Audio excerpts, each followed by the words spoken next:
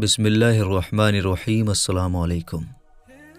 दोस्तों, एक ऐसा घोड़ा जो उड़ने की सलाहियत रखता था उड़ता था। सुनहरे पंखों और चांदी जैसे रंगत वाले इतिहास के बेमिसाल घोड़े जो कभी हज़रत सुलेमान अलैहिस्सलाम के लश्कर की शान हुआ करते थे। लेकिन हज़रत सुलेमान अलैहिस्सलाम ने उन घोड़ों के पंख क्यों कटवा दिए? आज के इस वीडियो में हम उन नायाब घोड़ों का पूरा इतिहास जानेंगे। ज़माना कदीम में घोड़े एक बेशकीमत जानवर थे जो न सिर्फ सवारी बल्कि जंगी क़ुव्वत के तौर पर भी इस्तेमाल होते थे। लोग घोड़ों को ख़रीदने बेचने के साथ साथ मखसूस कागजात भी रखते थे जिनमें उनके मालिक, मौजूदा मालिक, माँ बाप, तारीख़ पैदाइश और घोड़े का मुकम्मल शजरा नसब भी होता था। ये एक मुकम्मल दस्तावेज होती थी जो उन घोड़ों के आला नस्ल होने का सबूत हुआ करते थे। और उन घोड़ों की तरबियत के लिए नौकर, चाकर और रिहाइश के लिए बड़े बड़े अस्तबल होते थे। मुख्तसर ये कि घोड़ों की तरबियत और उनके नस्ल के मुतालिक मालूमात कदीम ज़माने में एक फ़न और काबिलियत मानी जाती थी। रिवायतों के मुताबिक मलकाए सबा बिल्किस हज़रत सुलेमान अलैहिस्सलाम के उड़ने वाले तख्त से बहुत मुतासिर थीं। लिहाजा एक बार की बात है, मलकाए बिल्किस को ये ख्वाहिश हुई कि वो भी उस तख्त पर बैठकर हज़रत सुलेमान अलैहिस्सलाम के साथ सैर व सफ़र करे। लिहाजा उसने हज़रत सुलेमान अलैहिस्सलाम से कहा कि ऐ अल्लाह के नबी, आप हर रोज़ तख्त पर बैठकर फ़िज़ाओं में सफ़र करते हैं और तमाम दुनिया के गिर्द फिरते हैं। आप एक बार मुझे भी अपने साथ ले चलें ताकि मैं इस तख्त पर सैर कर सकूं। हज़रत सुलेमान अलैहिस्सलाम ने हवा को हुक्म दिया कि वो मलकाए सबा की ख्वाहिश पूरी करें। लिहाजा हवा ने तख्त को उड़ाया और उन सब को लेकर एक जजीरे यानी टापू में उतार दिया। रिवायत है कि हज़रत सुलेमान अलैहिस्सलाम का तख्त जिस टापू पर उतरा वो 7 समुंदरों के बीच की जगह यानी एक जजीरा यानी टापू थी। मलकाए बिल्किस यहाँ की हरियाली और नहरें देखकर बहुत खुश हुई। यहाँ उसने एक अजीब व गरीब किस्म के घोड़े देखे जिनके बाजुओं में पर निकले हुए थे। उन घोड़ों ने हज़रत सुलेमान अलैहिस्सलाम और उनके लश्कर को देखा तो घबराकर परिंदों की तरह उड़ गया और नज़रों से ओझल हो गया। ये घोड़े सुलेमान अलैहिस्सलाम को बहुत पसंद आए।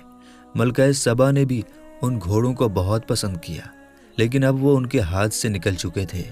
लिहाजा जब सुलेमान अलैहिस्सलाम वहाँ से वापस अपने महल आए तो उन्होंने जिन्नों को हुक्म दिया कि वो उन घोड़ों को जहाँ कहीं भी हों वहाँ से पकड़ लाएं।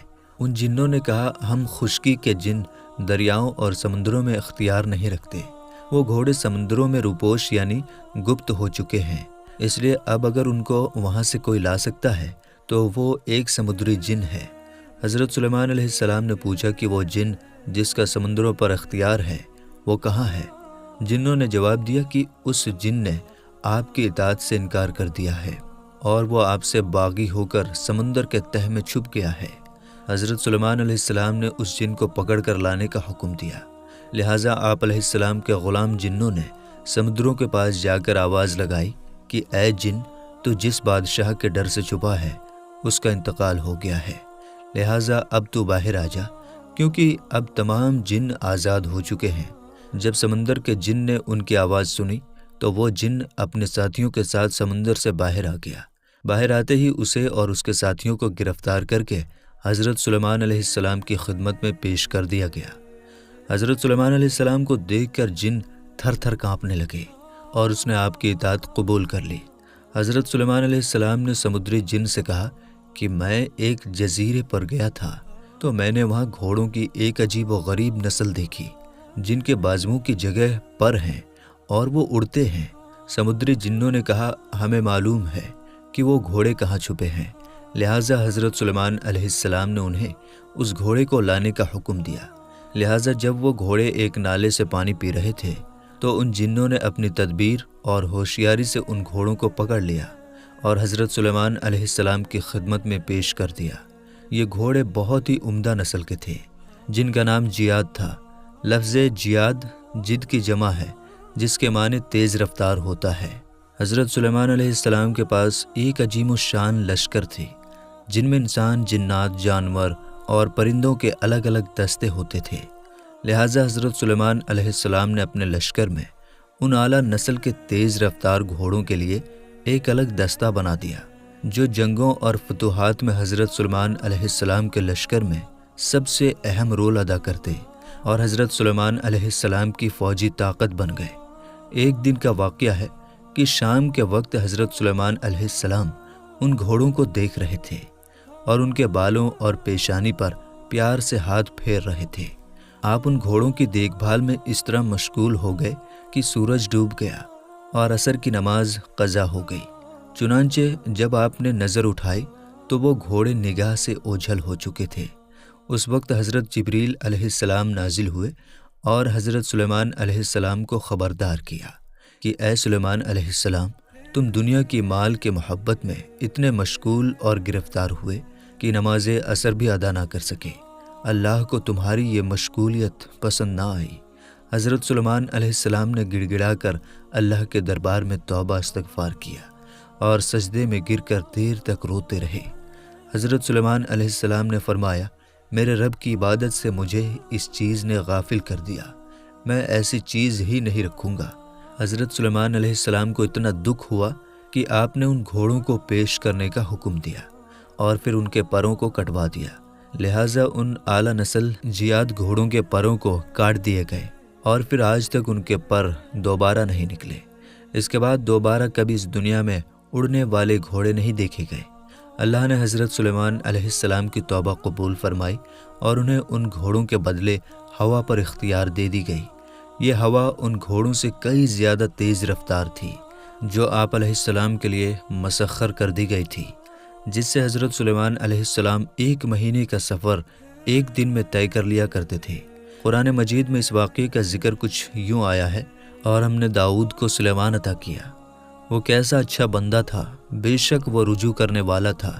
جب اس کے سامنے شام کے وقت تیز رفتار گھوڑے حاضر کیے گئے تو اس نے کہا، میں نے مال کی محبت کو یاد الہی سے عزیز سمجھا یہاں تک کہ سورج غروب ہو گیا۔ ان گھوڑوں کو دوبارہ میرے سامنے لاؤ۔ پھر انہوں نے ان کے پنڈلیوں اور گردنوں پر ہاتھ پھیرنا شروع کر دیا۔ بعض لوگ حضرت سلیمان علیہ السلام کے ان گھوڑوں کو ایک عام عربی گھوڑوں کی نسل قرار دیتے ہیں اور اڑنے والے گھوڑوں کو محض قصے کہانیوں اور دستانوں کی باتیں مانتے ہیں، جبکہ احادیث میں اس بات کی واضح دلیل ملتے ہیں۔ جیسا کہ روایت میں آتا ہے کہ نبی صلی اللہ تعالیٰ علیہ وسلم تبوک یا خیبر کے سفر سے واپس آئے تو گھر میں تشریف فرما ہوئے۔ جب تیز ہوا کے جھونکے سے گھر کے کونے کا پردہ ہٹ گیا تو وہاں سیدہ عائشہ کے کھیلنے کی گڑیاں رکھی ہوئی تھی۔ نبی صلی اللہ تعالیٰ علیہ وسلم کی نظر بھی ان پر پڑ گئی۔ پوچھا کہ یہ کیا ہے؟ حضرت عائشہ نے جواب دیا کہ یہ میری گڑیاں ہیں۔ آپ صلی اللہ تعالیٰ علیہ وسلم نے دیکھا کہ ان کے بیچ ایک گھوڑا سا بنا ہوا ہے جس کے 2 پر بھی کپڑے کے لگے ہوئے ہیں۔ پوچھا یہ کیا ہے؟ کہا گھوڑا ہے۔ فرمایا اور یہ ان کے اوپر دونوں طرف کپڑے کے کیا بنے ہوئے ہیں؟ کہا یہ دونوں ان کے پر ہیں۔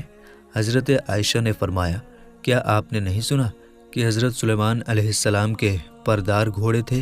یہ سن کر نبی صلی اللہ تعالیٰ علیہ وسلم ہنس دیے، یہاں تک کہ آپ کے آخری دانت مبارک دکھائی دینے لگے۔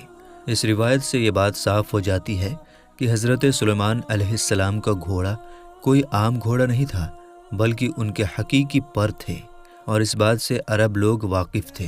روایتوں کے مطابق جب حضرت سلیمان علیہ السلام نے ان گھوڑوں کے پر کاٹ دیے تو پھر کبھی ان کے پر نہیں آئے، جبکہ ان کی نسل برقرار رہی۔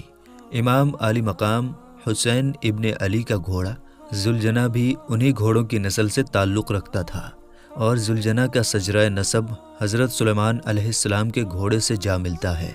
دنیا کے الگ الگ تہذیب و علاقوں اور مذہبوں میں بھی اس اڑنے والے گھوڑے کا ذکر ملتا ہے۔ قدیم یونان میں اس گھوڑے کو پیگاسوس کے نام سے یاد کیا جاتا ہے۔ گریک مائتولوجی کے مطابق یہ گھوڑا قدیم یونان میں ہوا کرتا تھا، جس کا رنگ سفید تھا۔ کہتے ہیں کہ پیگاسوس کا جنم ایک سپاہی پوجائڈن اور ایک راکشس عورت میڈیوجا کے ملاپ سے ہوا تھا۔ رومن مائتولوجی کے مطابق پیگاسوس کو صرف وہی شخص اڑا سکتا ہے جس کا دل صاف اور سچا ہو۔ یہ گھوڑا بہت ہی عقل مند اور طاقتور ہوتا ہے۔ قدیم یونانی لوگ اسے زیوس دیوتا کی سواری مانتے تھے، جو زیوس کو آسمانی بجلیاں لا کر دیا کرتا تھا۔ اتہاس میں جس یونیکورن گھوڑے کا ذکر ملتا ہے وہ بھی اسی پیگاسوس کے نسل سے تعلق رکھتا تھا، جس کے پیشانی پر ایک سینگ ہوا کرتا تھا۔ یہ ایک طلسماتی اور خوبصورت سنگ تھا جس سے کئی بیماریوں کا علاج ہوتا تھا۔ یونیکورن کا ذکر جاپان، چین، روس اور یورپی ممالک کے قصے کہانیوں میں ملتا ہے۔ کہتے ہیں کہ یونیکورن دراصل سندھو گھاٹی میں رہا کرتے تھے اور دنیا میں آخری بار بھی انہیں یہی دیکھا گیا تھا۔